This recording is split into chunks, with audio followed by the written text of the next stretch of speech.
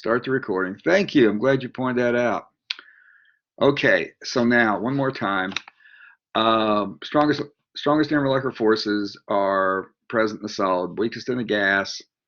If you have a solid and you got the strong intermolecular forces, if you apply more kinetic energy by raising the temperature, then the solid will convert to a liquid once you overcome the intermolecular forces. And then that just keeps going.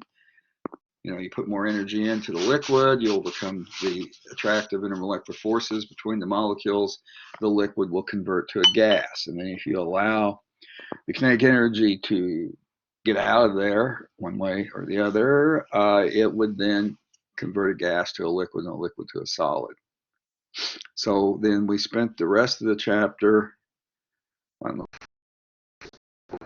talking about intermolecular forces. So that's this next slide. But this is making the difference between intermolecular and intramolecular. The intramolecular forces are the forces inside of a single molecule. So you see on the left here, I'll get my marker going. Over here, intermolecular forces, those are strong forces. That's what bonds the atoms together. So that's like a covalent bond. The intermolecular force is a weak force, relatively speaking, over here, and that's the force between two molecules. So that's the attraction, and that's what we were talking about a moment ago on what holds together a solid or what holds together a liquid.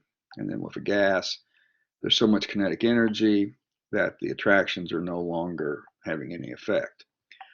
We then had a series of intermolecular forces. Next slide. Weakest force is called the dispersion force, also called London force, also called van der Waals force. And then their strengths increase as you go down this list. So the polar forces are stronger than dispersion, hydrogen bonding stronger than polar, and the attraction between a polar molecule and an ion would be the strongest. As it shows you over on the right here, covalent bonds and ionic bonds are intramolecular forces, not intermolecular forces. So starting out with dispersion forces, the weakest ones, these molecules have a temporary dipole. This is not showing you the picture of how it is before that dipole occurs. So initially they're evenly distributed, so that would be something like chlorine gas. You got a chlorine atom and a chlorine atom, and if we were to map the electrons around those two chlorine atoms, it would be, I'm not drawing it very well. I wonder if this would work better. Yeah, this might work better. Yeah, oops, can I get a hold of that and move it? Yeah, here we go. That's more like what they would look like. It'd be an even distribution. But then temporarily, you get more electrons to one side, and then that attracts one molecule to the other, negative to a positive kind of attraction. So those are also called London forces, van der Waals forces. We've got some data that illustrates this, that as the molecules get bigger, so that's what is going on, moving from left to right, as they get bigger, the force is greater. So that is your intermolecular force. And because the intermolecular force is greater, they have a higher boiling point. You have to heat it to a higher temperature to overcome the attraction. Like we talked about there at the very beginning, you've got a competition between the attractions between the molecules and the kinetic energy that they possess. So the next kind of intermolecular force is polar forces. These are permanent dipoles. These are not temporary. So this would be something like HCl. or if we're going to do a formula, HCl. And the best way to communicate that you're talking about hydrogen chloride would be to put gas on, because if we dissolve it in water, make it aqueous, we got hydrochloric acid, and it ionizes, and so it's not the same thing. So anyway, something like HCl. The idea is if you have two different kinds of atoms, such as hydrogen and chlorine, those are different, and therefore they have different abilities to attract electrons. So they're different atoms. They attract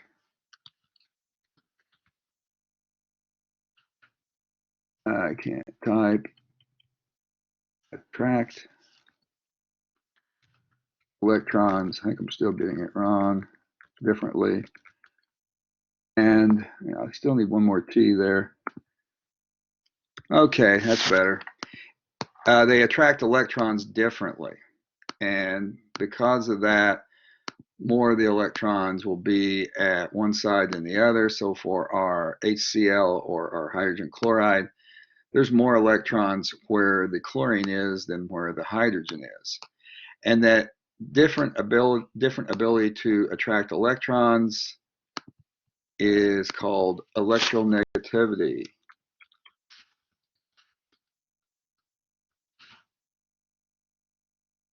And that was something that we did in Chem 140. But the way to think about it, periodic table, shaped like that. The greatest electronegativity is in the upper right-hand corner.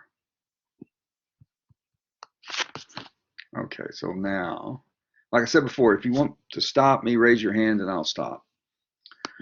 Okay, so hydrogen bonding is sort of like polar attraction, but it's a special kind, and it's stronger than polar. You know, we already said that in an earlier slide, that hydrogen bonding is stronger than polar.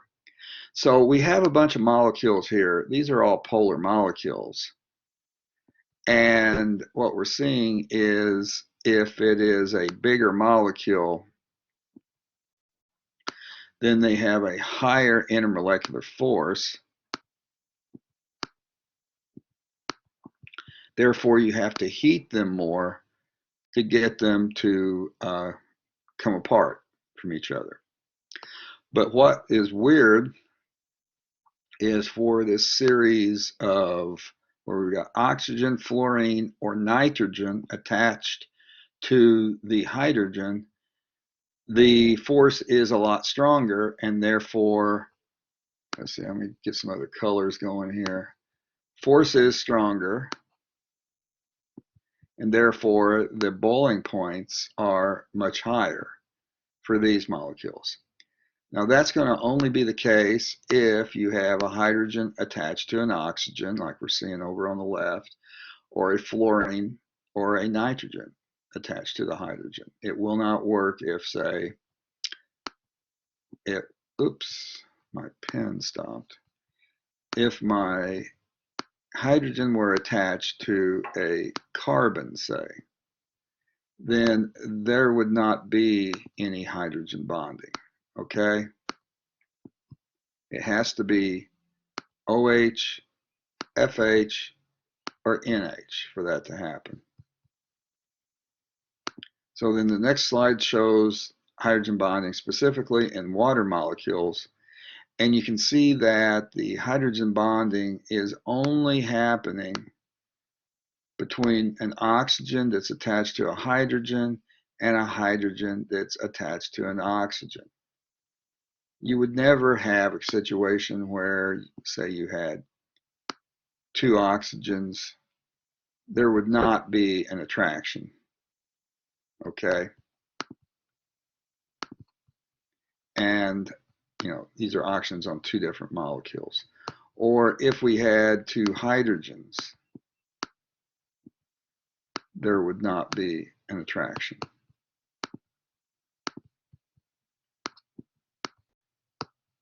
And then the next slide shows how you can have polar ion forces. So we have water and we have sodium chloride, and the positive sides of the water, let me find a good one to show you that. I guess, oh, well, yeah, right here. Right here,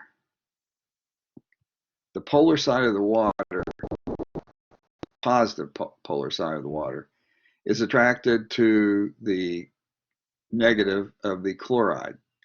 And so then it can pull the chloride out of that crystal, and then it's going to look like that. You're just going to keep putting more and more waters around the chloride, and eventually you have a ball of water around the chloride.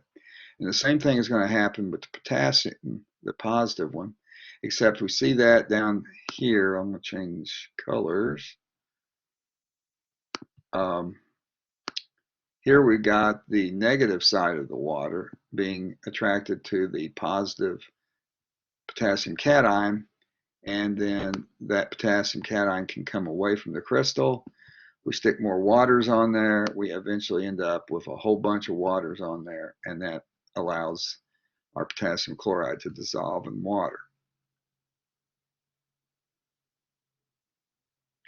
So the next slide is looking at boiling points, comparing molecules that can hydrogen bond.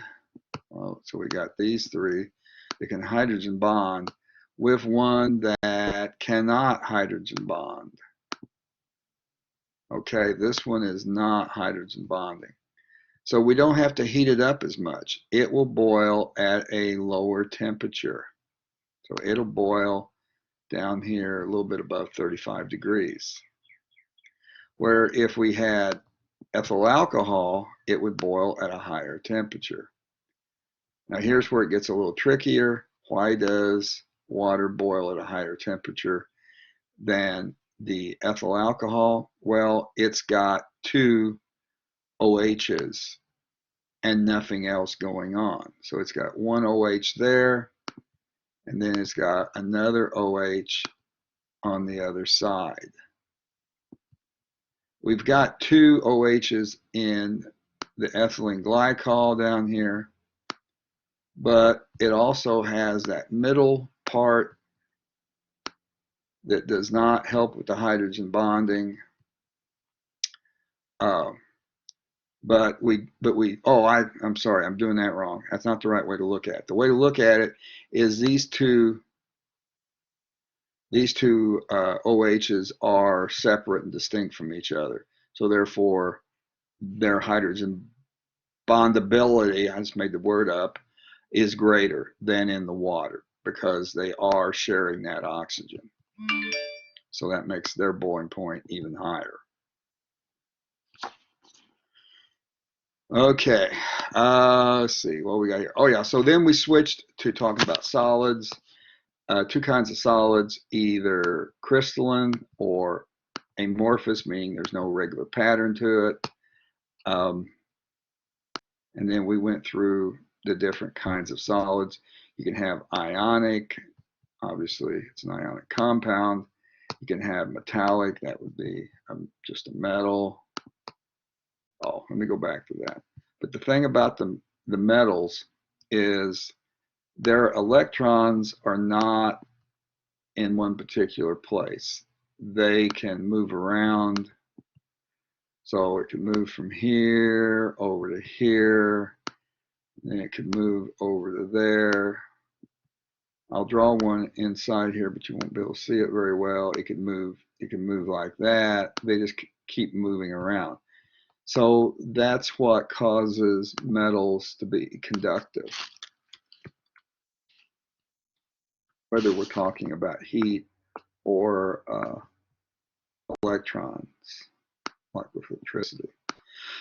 So what gives metals conductivity is their electrons are moving around all of the metal nuclei. but their electrons are not staying with the positive nuclei. Get it right in a minute. Okay, next kind of solid is molecular solid. So that means it has to be a molecule, such as carbon dioxide, CO2, or iodine, I2, or phosphorus, P4, or sulfur, S8. So these are for molecules that form solids.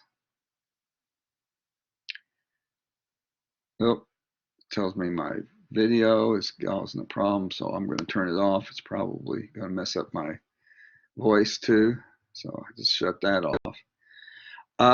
Anyway, while we were talking about solids, to describe the arrangement of things in a solid, we have to have a some kind of unit cell.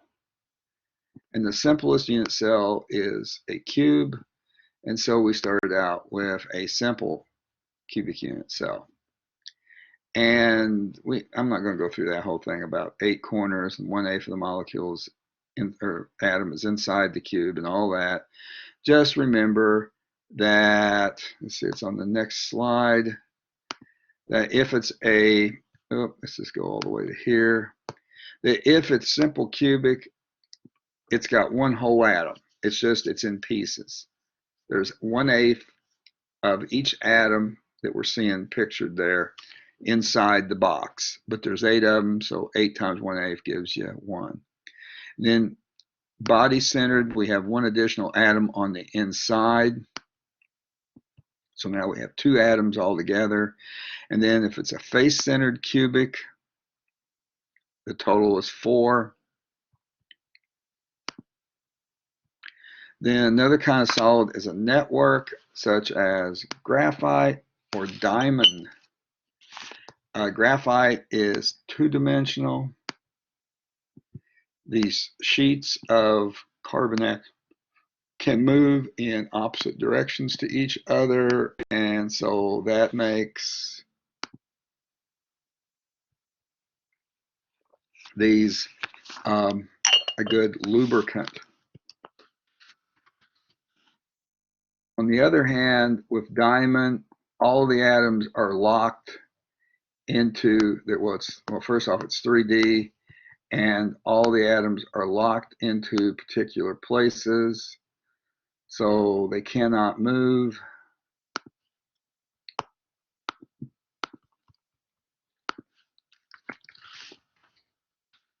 And because of that, a diamond is used as an abrasive and not a lubricant. Make those words a little bigger. Cannot move. Therefore, it is going to be an abrasive, not like our graphite that can be used as a lubricant.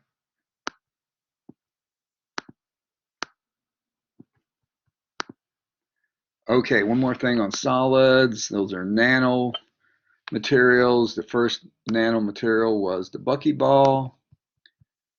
Then we went to making tubes and other kinds of structures. And that's the last slide on chapter 10. Anybody got a question for any of this stuff?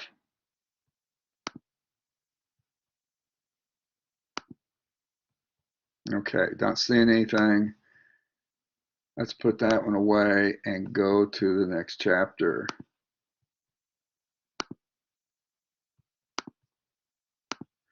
And the next chapter was about solutions and colloids. Oops.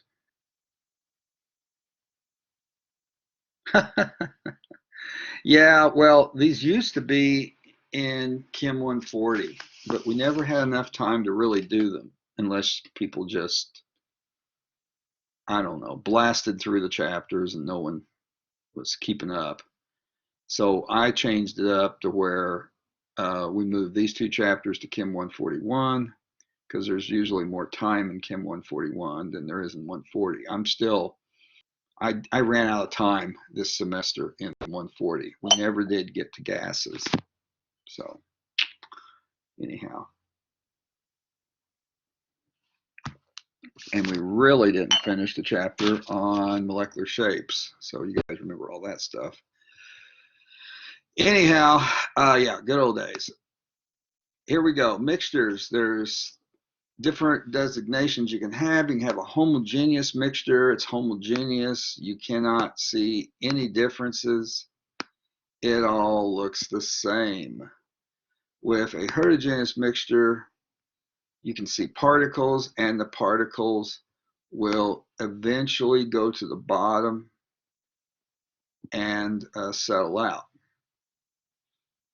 And then in the middle is colloids. Colloids, there you can see different materials. You can see particles, but they remain suspended.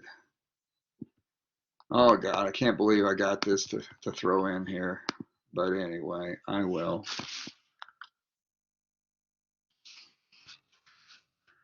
Our new friend, our new ever-present friend is a colloid. It stays suspended in the air. You know, that's the whole 6-foot distancing thing. I don't know if you've seen some of the animations on how the particles spread whenever, you know, it comes from somebody that's got it. And now they're saying that some new studies that they can stay suspended for 25 feet. So therefore, you should wear a mask. They should be wearing a mask. You should be wearing a mask. I don't know. Anyhow, and you know, we got, since I jumped over on that, you know, if you're following the news, there's some new stuff going on. There's little kids getting some really terrible conditions from it. I don't, there's not been a child die in the U.S. from any of those yet, but they have in maybe Europe, I think. So it's just a matter of time before it happens here. There's not that many cases, but there are some in Chicago. All the hospitals, except for the Lori, I'm not saying it right, but I think that's close. The Lori Children's Hospital at Northwestern, I don't think has had any cases, but everybody else has. So anyway, I'm deviating off, but colloid viral particles, any virals, the flu, any of those, if they are airborne, which they can be airborne just from someone speaking, they don't have to cough, just speaking, then they can stay suspended for quite some time. Now, on the other hand, that's an interesting field of study is the flow dynamics of colloidal particles. But anyway, I don't know if he wants to go do that. That's kind of an engineering thing. Okay, moving on from our mixtures is whether it is an electrolyte. So you can have non-electrolytes. There is no ions over here. That's the main thing, no ions. Where in the other two cases, you've got ions, but if it is a weak electrolyte, then it's just not going to be as many ions. So these two on the right, they're both electrolytes. Some are weaker electrolytes. So weak electrolytes would be weak acids, weak bases. You guys are familiar with this before. Acetic acid, ammonia. Those are examples of weak acids. Remember, another one would be hydrofluoric acid, HF. Another weak base would be magnesium hydroxide. So those would be weak electrolytes, and they would not conduct as well. The best conductors are the things like you have in the middle here, a strong acid, a strong base, or a soluble salt. So if you're wanting to get rid of your significant other, you put some sodium nitrate in the tub and toss a toaster in. anyhow. And things that do not form ions are not going to conduct, so like sugar and alcohol. Okay, gas solubility and temperature. For all the gases, the solubility decreases as the temperature increases. That's for gases. Another thing that affects solubility is pressure. We got a chart here that as the pressure increases, solubility increases for a gas. Then we talk about solubilities of liquids. If we have liquids that are not soluble with each other, we call that immiscible. With solids, almost all of them, the solubility increases as the temperature increases, except for cesium sulfate. You don't have to remember that. You should remember that not every solid follows this, but most of them do. Okay, colligative properties. If you add something to a liquid, you are going to lower its vapor pressure. That's the spontaneous evaporation of the liquid. And then that results in several different things. If you lower the vapor pressure, you got to heat it to a higher temperature in order to get it to boil. So that causes you to have a higher boiling point if you add a solute to the liquid. And then we saw how we can calculate how the boiling point increases. The boiling point coefficient here has to be provided. And then you just take that number and you multiply it times the concentration as molality. Molality is moles per kilogram of solvent. Then another clear property is that it's going to lower the freezing point. That's why you put coolant in your cooling system. That's why you go down and spend the money for the coolant at AutoZone or wherever. It's because you need to lower the freezing point so your engine doesn't freeze. So there is your constant for freezing, just like there was a constant for boiling. It works the same way. You take the constant, you multiply it times the concentration as molality. Now for both of those, you have to also consider how many particles are produced whenever you dissolve something. So, for example, if it's sugar, then you're going to get one particle. If it's, say, sodium chloride, then it's going to be two, because sodium chloride breaks into a sodium and a chloride. If it were calcium chloride, then you would get three particles. So you would have to multiply the concentration by 3 in that case.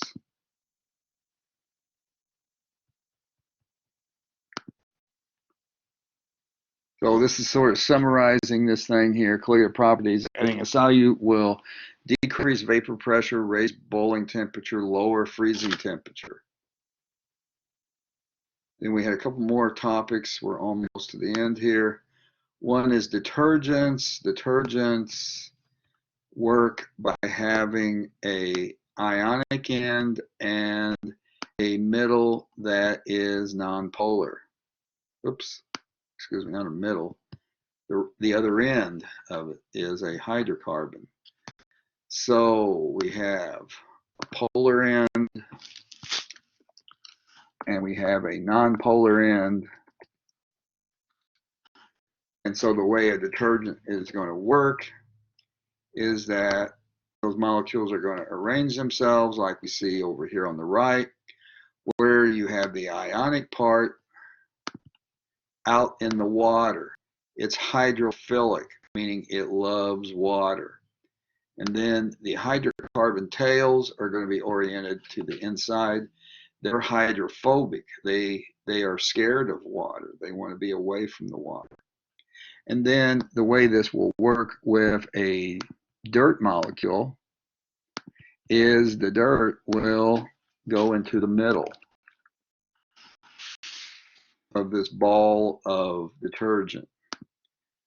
And so then when you are rinsing the clothes, it's only tilting it, it's not making it bigger. There we go. So whenever you rinse the clothes, the dirt floats away with the water because the outside of this micelle, which is what that's called, what we have there, that picture, the micelle is soluble in water. So it takes the dirt that's not soluble in water and makes it soluble.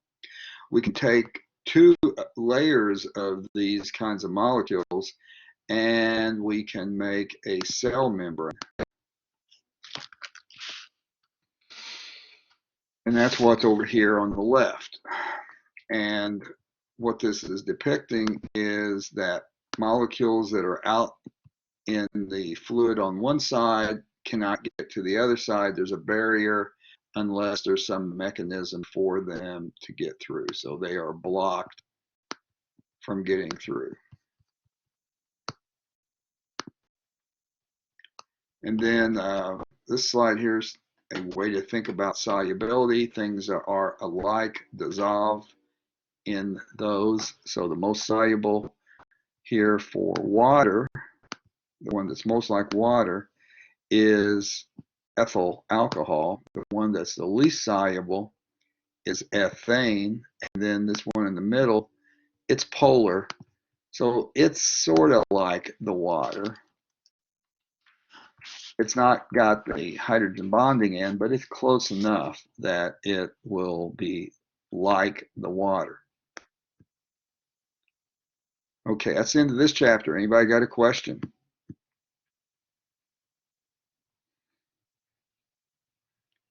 Okay, I tell you what, I think you're probably all losing your mind watching this stuff. So let's try something else. I've got a Kahoot here, and we could do this. Let's see. I don't remember if I did this with you guys before or not. I might have on here. I'm going to see if you guys can be in groups and still see this. So let's see if that would work.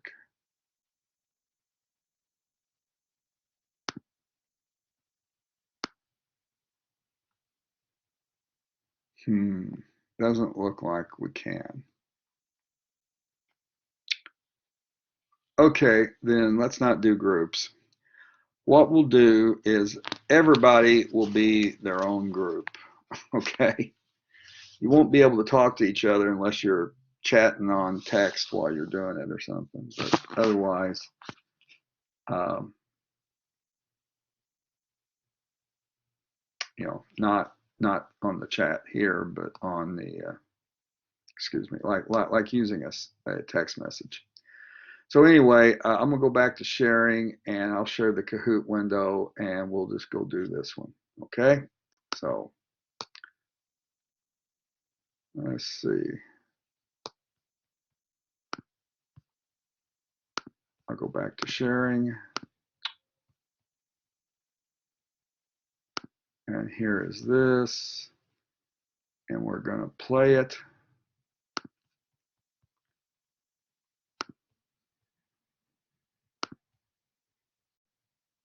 Okay.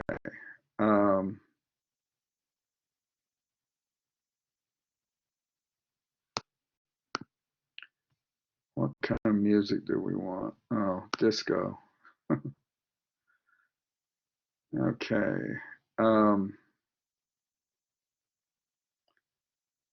Okay, I think I got it all fixed up.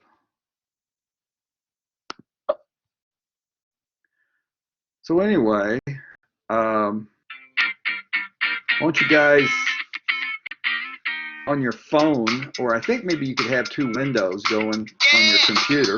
Oops. I don't know if I can turn that down. Anyway, I'm going to mute the music just a sec. Anyway, either on your phone or making another window on your computer, go to www.kahoot.it, put in that PIN number, create yourself a team name. You don't have to identify yourself. You can make it whatever you want it to be, okay? And then after we get some teams in here, I'll start it up.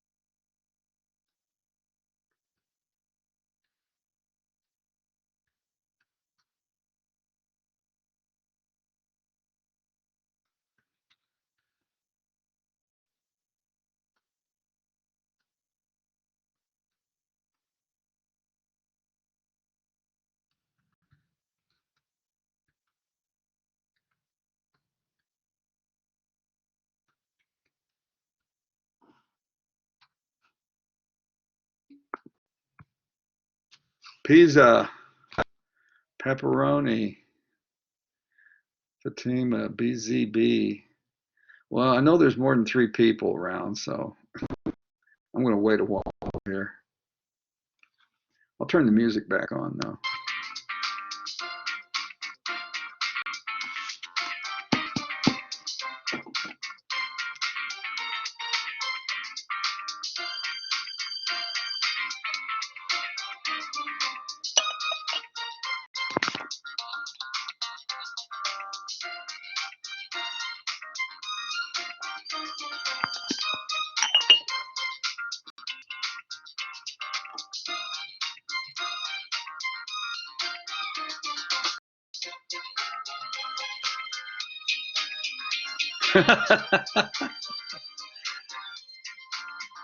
There's an imposter in the room. There's no Professor G in the game.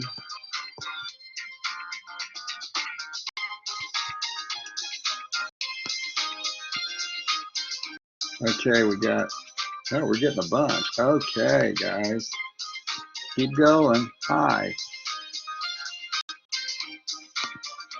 Let's see, there's 15 people here, so let's see how close we get to that.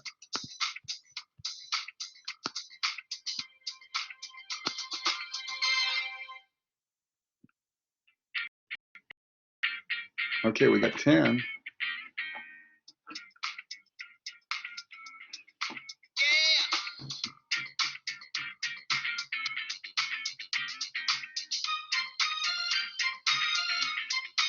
Yeah. 11.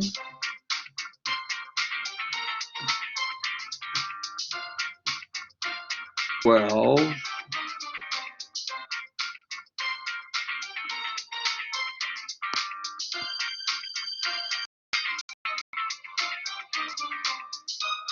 Well, if you get booted out, you can always jump back in because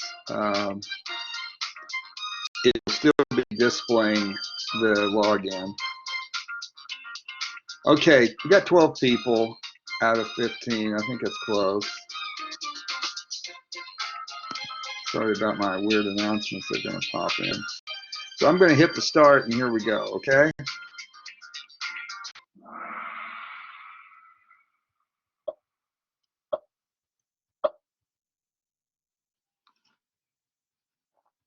What's the strongest intermolecular force in CH3Cl?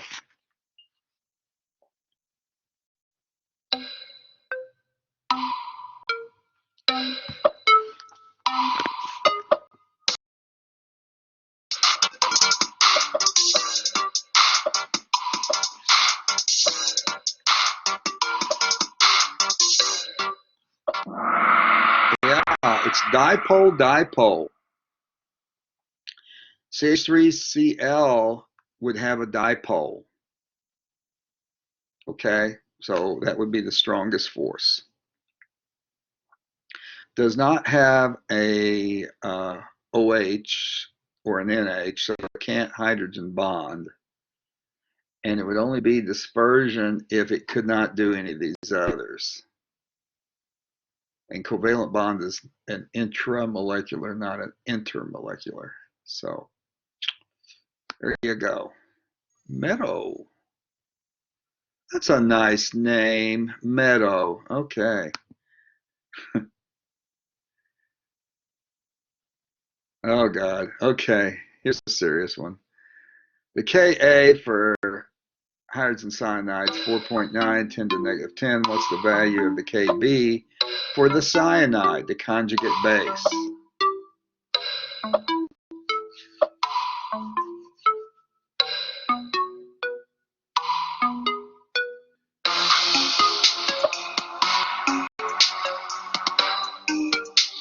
I didn't think to mention you guys would need a calculator.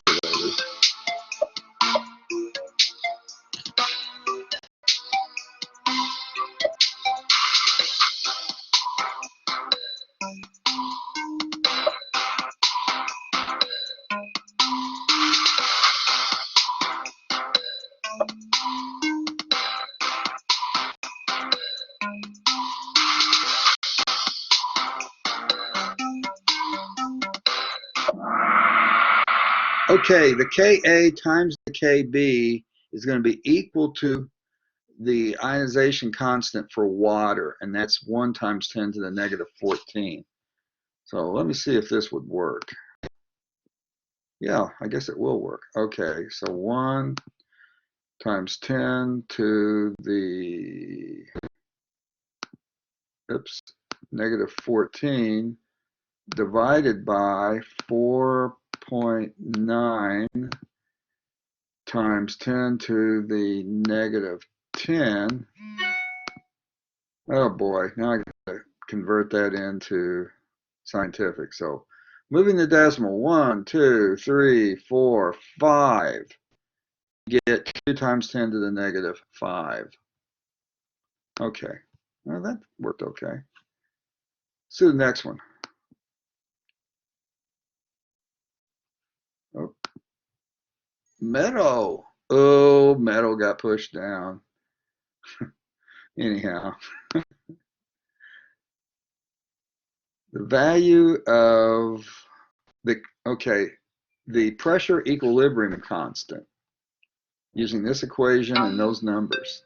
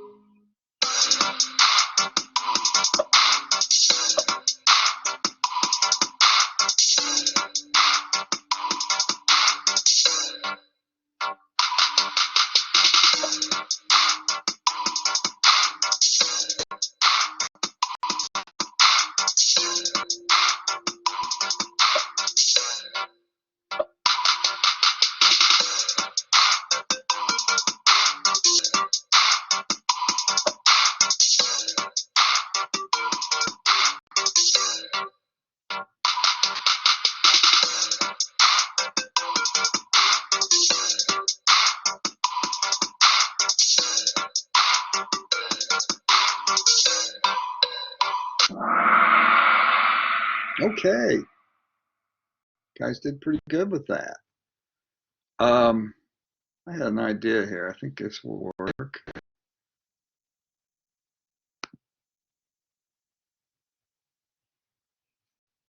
No, I don't want that. Yeah, there we go. I want a new document. Okay, here we are.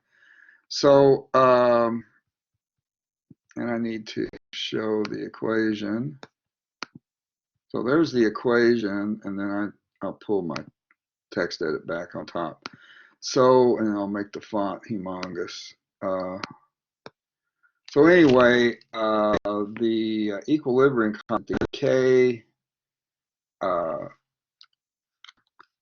sub P is equal to the pressures for the products over the pressures for the reactant. So it's going to be the pressure, oops, it's going to be the pressure for the hydrogen, oops, H, can't type,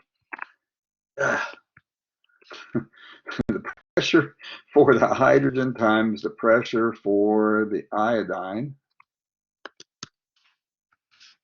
And then that's going to be divided by the pressure for the reactant. So the reactant is the HI. So that would be HI. So we're going to take the numbers. So the hydrogen and the iodine pressures were 0.096, and the pressure for the reactant, the HI, is 0.708. So we're going to take 0.096 times 0.096, and we're going to divide that by the pressure for the HI, 0.708. And we get that. Let's go back here and bring my calculator back up. I must have made a mistake in here somewhere. 1 point.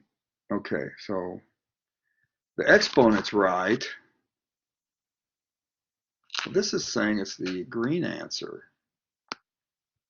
I must have, I don't know, let's try it again. Okay, 0.096 times 0.096, divide that by the pressure for the HI. I must not be getting stoichiometry right. Let's look here a second. Oh, there's a 2 in front of the HI. I'm bad. You forgot. Yeah, well, yeah, actually you got to square it, which is the same as multiplying it by 2 just for this case. So let's try that again. So 0.096 times 0.096 divided by 0.708, and then I got to find the right key. Where are you? I know you're here somewhere. I'm used to using my calculator. Oh, okay. That key, and then I put in a 2, and there you go. Like magic, we get the right answer. Move the decimal 2 places. It's between the 1 and the 8, so it's moved 2 places, so it's -2 for the exponent. Okay, guys, sorry that took me a moment. All righty. Up 4 places. Hello is the highest climber. Hello, hello. Oh, God. Okay, molarity of hydroiodic acid that is 57% by mass and has a density of 1.7 grams per milliliter. How does that convert to molarity, or molarity, I mean?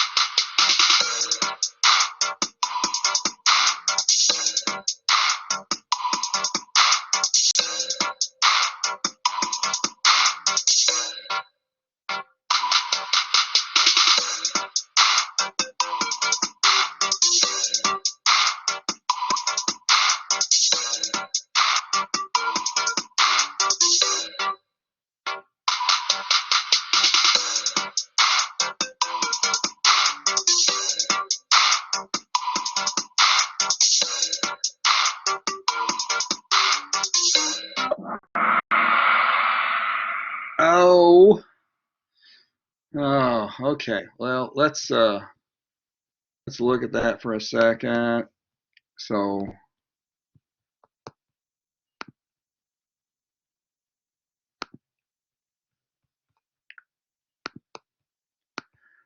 we've got the percent. So that's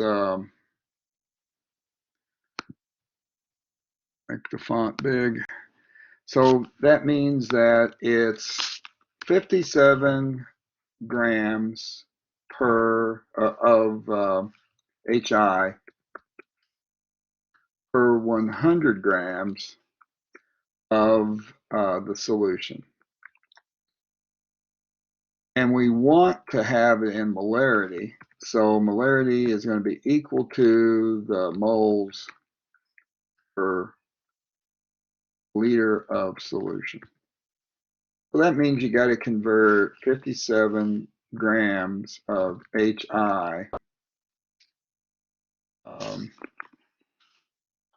like that. We got to convert that into moles of HI. And then we've got to convert 100 grams of solution into liters of solution. So you take 57 grams of HI, and you're going to divide that by the molar mass of HI. So let's get this back up here. You can see that the iodine's 126. Let's round it to 127. That'll work.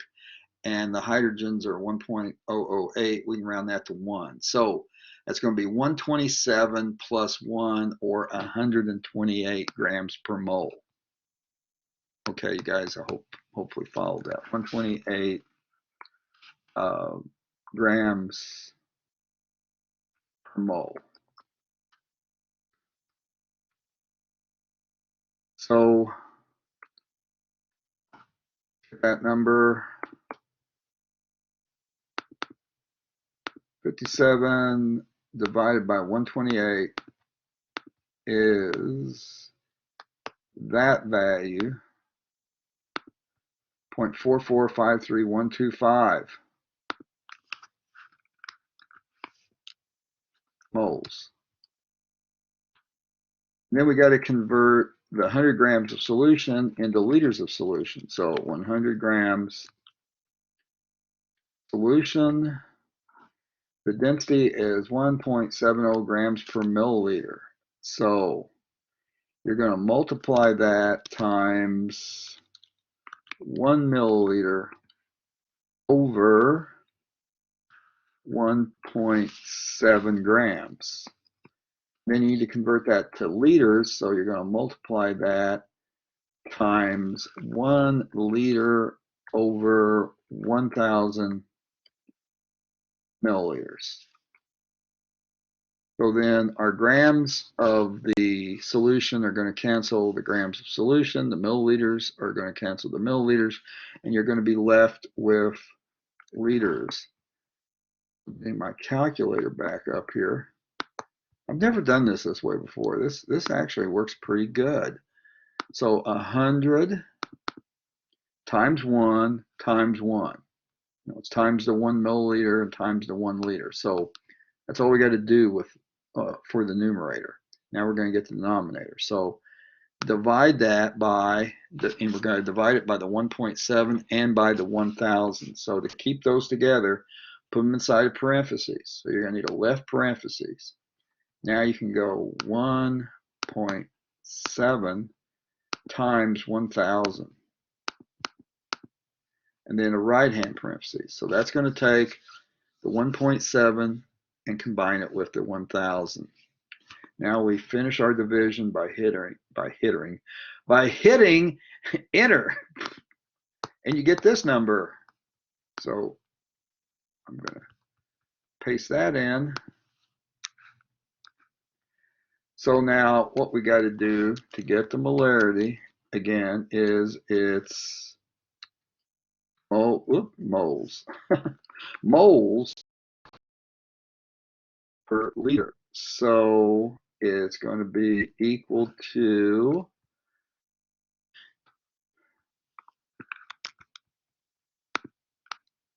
that divided by the liters, which is this big ugly number here. And so now let's see what that's going to be. So I'll take this part and I'll copy it into my calculator. And I'm going to divide by, I'm going to divide by this number.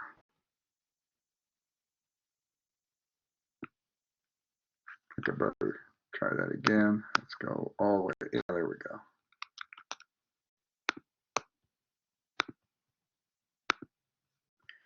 Hit enter, or yeah, hit equal, and you get this. That ain't right. Okay, I did something wrong. I know that's not right. Let's try this. 0.0588 divided by, no, I'm doing it wrong. No. 0.445 divided by 0.0588. There we go. That's more like it. So it's 7.57 if we do a little rounding. 7.57 is the molarity. Now, yeah, 7.58. So that was the answer. So hopefully now, after going through all that agony, you guys see how to do that. Okay, let's go to the next one.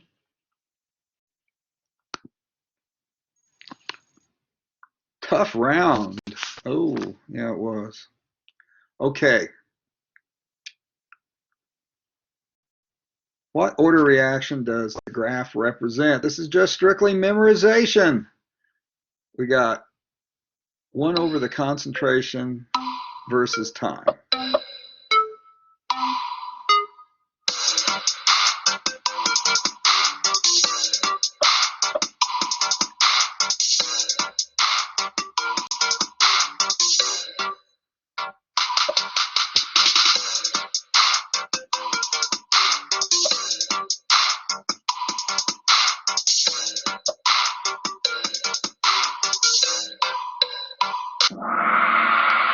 Very good, guys. It is just really a memorization thing. 1 over the concentration versus time is a second order process. You just got to memorize those.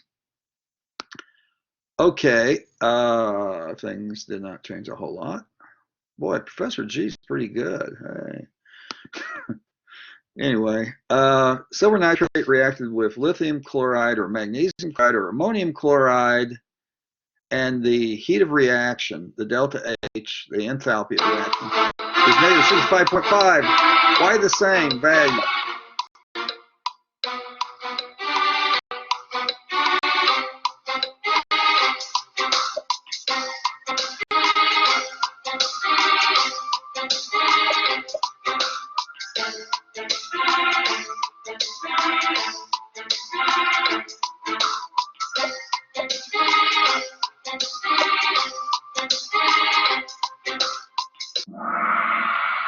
Oh, well, okay. Let's talk about it just a little bit.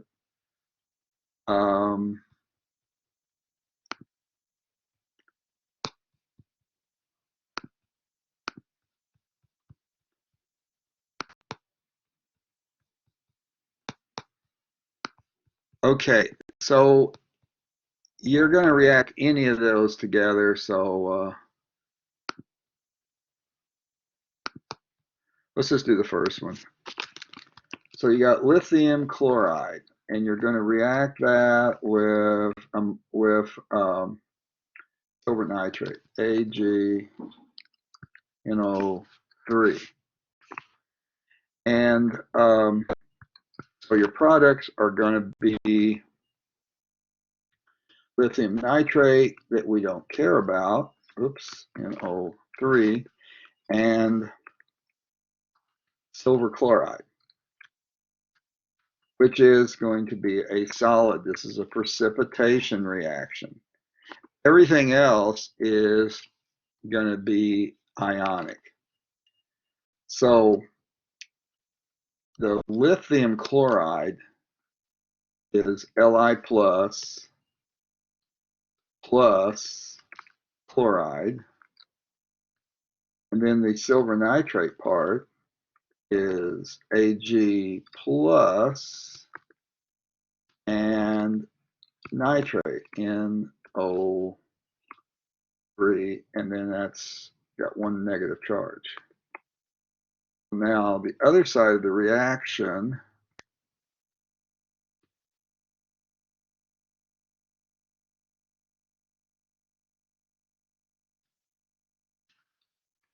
is going to be lithium nitrate. So Li plus and nitrate, NO3 negative. And then the rest of the products is the silver chloride, AgCl solid. All right. So now to get the net ionic equation here, lithium is there in both sides. So let's see if I can do something like this. Yeah, there you go. So you see, you got the same stuff on both sides. So we can eliminate that in our net ionic equation.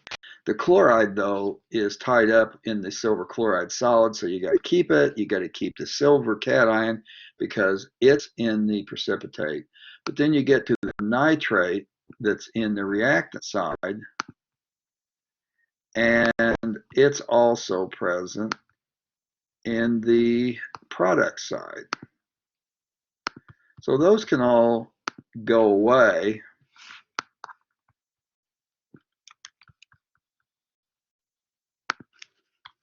And let's write that again and take out all the red stuff. So we take out the lithium on both sides. Those are gone. We take out the nitrate on both sides. So there's the nitrate gone, and there's the nitrate gone. Oops, we got too many pluses. We don't need all those pluses. Don't need this plus either. Okay, so now we got a net ionic equation. Well, this net ionic equation, we would get the same one whether we used lithium chloride, magnesium chloride, or ammonium chloride. And this is the only part that's really changing. So this is what's responsible for giving you your delta H for reaction. So the energy that you're measuring for this reaction, for the net ionic reaction, is what you would get no matter which of these you're using, because the other ions don't matter. Now, I don't want to spend any more time on it than that, but that ought to, hopefully that clears it up a little bit. Okay, so now let's go to the next one. All righty.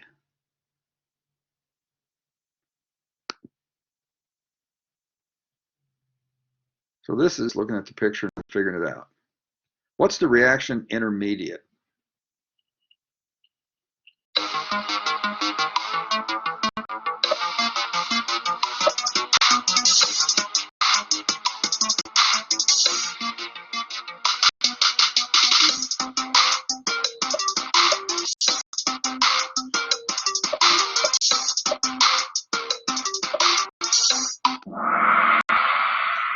Okay. Well, we made D in this first step. It's on the product side of the first step, the slow step. And we're then using that in the second step. So it's gone, you know. In the end, there's no D left. Okay. What would be remaining after this reaction would be the C from the first step and the X from the second step. But there would be no D because we used the D up. So that makes it an intermediate. Or the other way to say it is whatever is made in an earlier step and used in a later step is an intermediate. then our thing, if it's a catalyst, whatever is used in an early step and is replaced in a later step is a catalyst. Okay? You guys remember that now, I hope. Here we go. Next question. Hey, Professor G is on top. That is funny. Okay. Next question. Pressure has a direct effect on the solubility of what in liquids?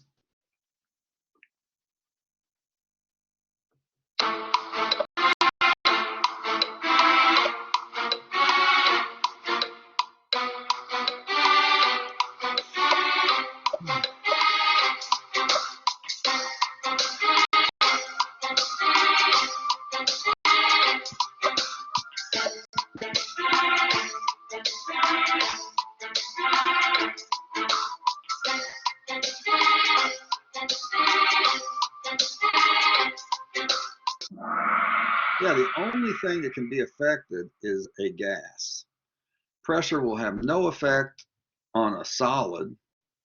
You can't compress a solid, and you can only marginally compress a liquid. So pressure only affects the solubility of gases and liquids, not the other ones. Okay. Next question. What's the rate constant for this reaction? Oh, hope you can read that.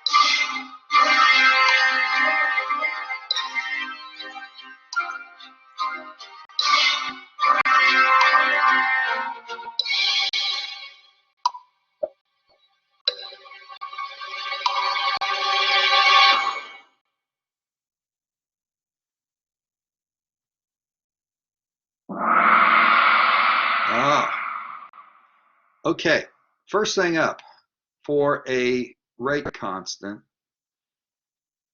it can only be a positive number. The equations are that if it is a decomposition, it has a negative sign in the formula, therefore it makes a positive number, positive result. And if it is for the formation of something, you don't need a negative to make the number come out to a positive.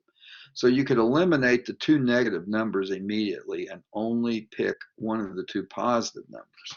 So now at that point is when we have to actually look at the picture and figure it out. So text edit again.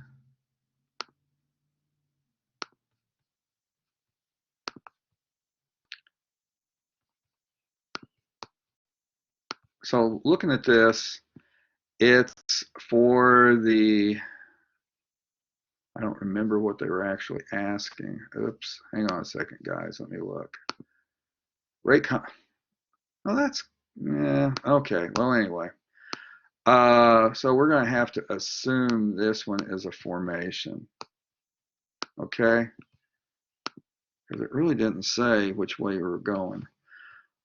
Okay, so anyway, that's going to be K is going to be equal to the change in the concentration of CH3CN. It has to be this. It has to be this one because that's all that's present on our chart. So it's going to be the change in the concentration of the product divided by the change in time. So then it's going to be, K is going to be equal to, we take the final and subtract from that the initial. So it was, the final value is 30,000. Nope, I'm sorry. I'm looking at the time. Okay, the final value is going to be, oh, wait a minute. I'm sorry. This is the reactant. So there's got to be a negative here. I'm sorry. Got that wrong. Okay, here we go. You take the negative of the change in the concentration of CH3CN, which is the reactant, and divide it by the change in time. Okay, that's better. So now we take the final concentration, and if we look at the intercept here on our graph, it's about 3.4. And then we'll subtract from that the initial value, which was 5. Okay? So we got those two values put together here. And yeah, we got to put a negative up front there. And then we're going to divide that by the change in time. So our final time is 30,000.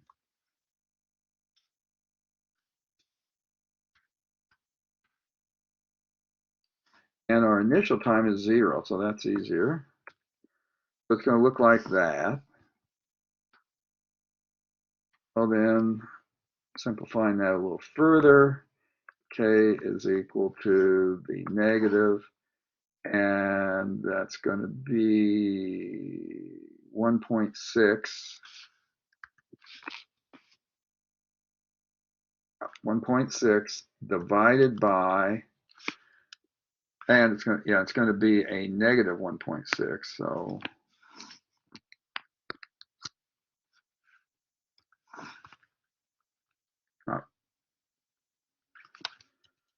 sorry guys, I'm time challenged today.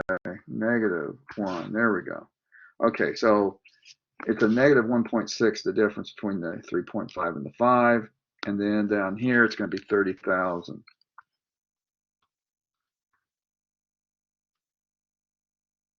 So we could just do this. The K is equal to, the negative is going to cancel the negative, so it's going to be 1.6 divided by 30,000. Now, getting a calculator, it will be 1.6 divided by 30,000. You'll get that number. So now let's look at what we had as options.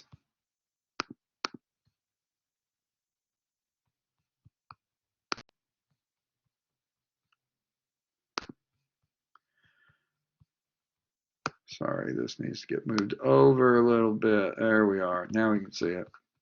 Okay, it doesn't come out exactly on, but definitely if you're looking at the two positive values, the only one it could possibly be is the 5.2. And if we count the decimal places, 1, 2, 3, 4, 5. So that's going to be a -5 exponent. So that number would be 5.3 times 10 to the -5. The closest value is 5.2 times 10 to the -5. So there you are.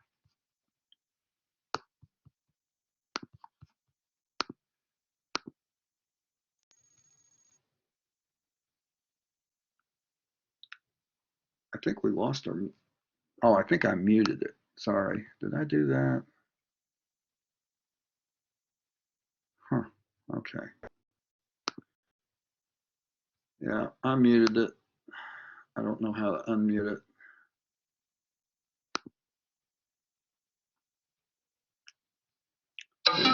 Oh, there we go. Okay, we're back. A plus B makes C rate equals K times A squared. What will not increase the rate? What will not increase the rate? This is only a quicker one to answer.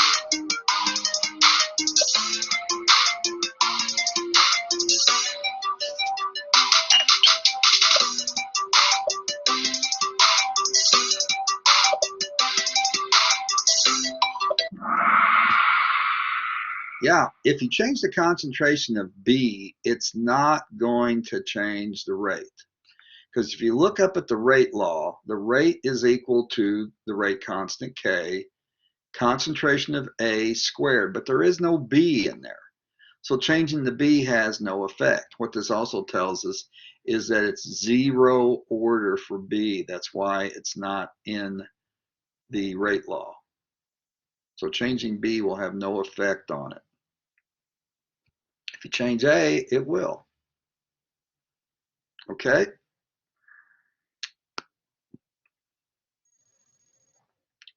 So now, calculate the equilibrium constant for the reaction. Oh, let's see what we got here. Oh, okay. That's not too bad.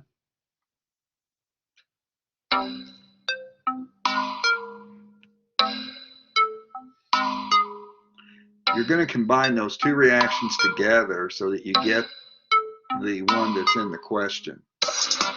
And then you're going to combine the equilibrium constant.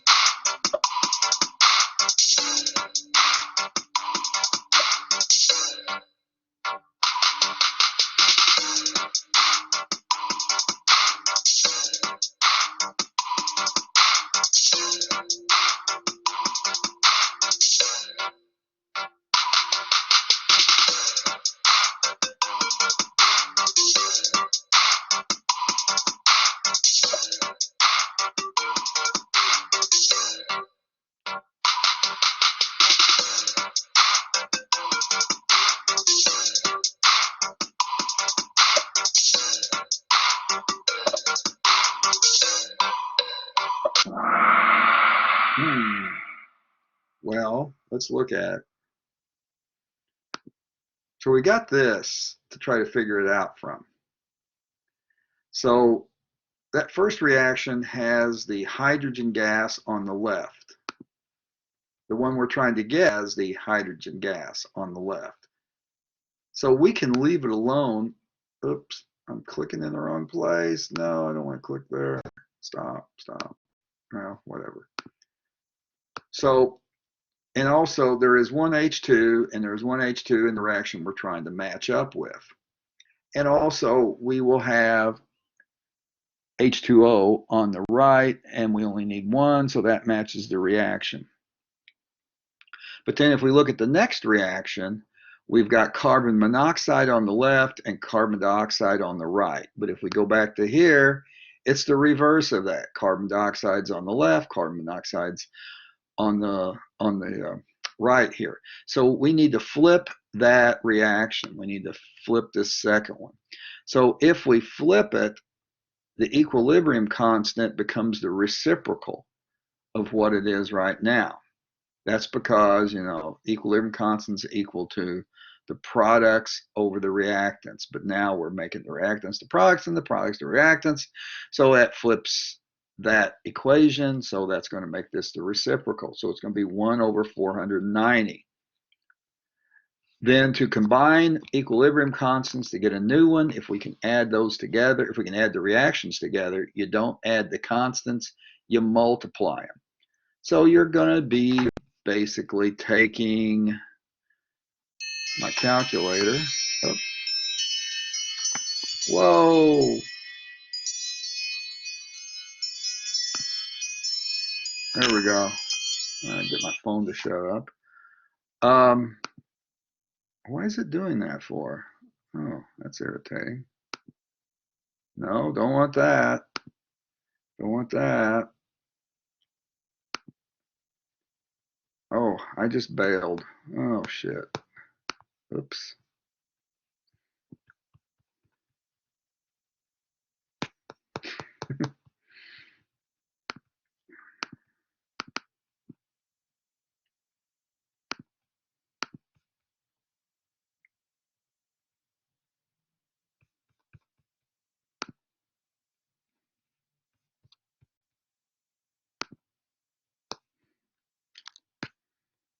What is going on? Okay, here we go. Pardon my outburst there. Anyway, you take 67 divided by 490. That's how you get the answer. I don't know why it's behaving the way it is. Well, if I do that, I get that. Okay, I don't know what's going on.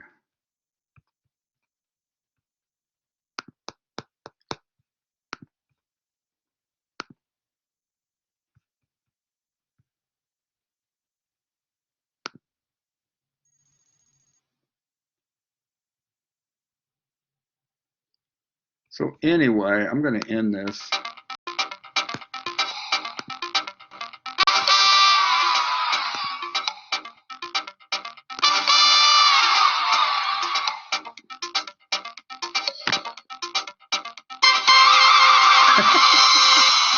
Okay, enough of that stuff. Yeah, of course. Yeah, it's totally unfair. Anyway, okay, let's just leave the thing. Alrighty. No, that was not me. That was somebody else. Well, I'm glad you had a good time with it. And again, sorry I made the potty mouth there earlier when we were doing that, because that was a slip up, but something went nuts on my desktop here.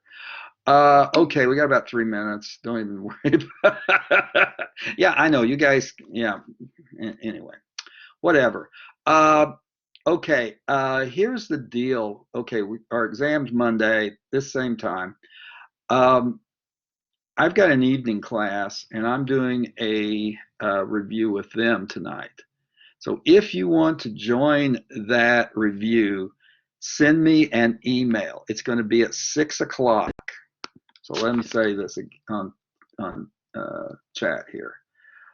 I will have a review tonight at 6 o'clock with my evening class.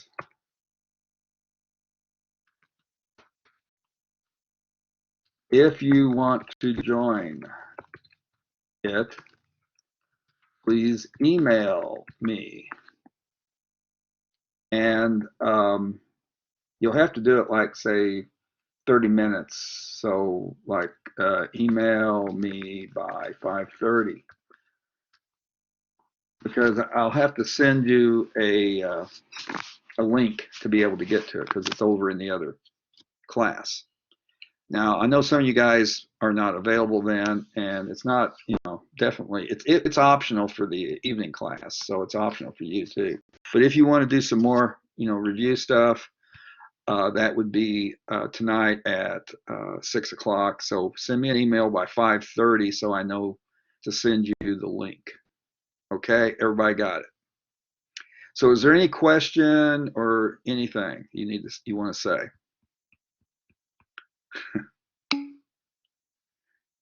Oh, well, thank you. Yeah, well, I'll tell you what, the person that teaches it is Chris Oswald, or at least that's who I assume will be teaching. That's who's done it before, and he seems to be fine. I don't get any complaints about him. I mean, anybody that would complain about him is just not. You just can't make them happy, because they should not complain. He really tries to make it work for you. So I would say, take it at Triton with Professor Oswald, and he should be fine for that. So I have no reservations with you guys taking him there. And of course, there's other options, other schools and all that stuff, but I don't know anything about them. And so anyway, I would sign up with him if you need org. And we'll also have 132 going this summer. We got 132 going excuse me, we'll have 132 going this fall, and we also have 132 going this summer, if that would work for you. So there's 132 this summer, and then there'll be 132 in the fall, and I don't know, I have no idea who will be teaching the 132. So anyway, if you need anything, send me a email, and you can join tonight if you want to. Just send me an email so I know you want to do it. So otherwise, I'll see you guys on Monday. Everybody, take care of your people, though. You know, take care of yourself. Take care of your people. This is serious business. So, yeah, I wish I could have done the coffee and the cookies now, but you know, such as it is. Okay, well, anyway, I'm going to shut the recording down, and I'll see you guys on Monday if I don't see you tonight.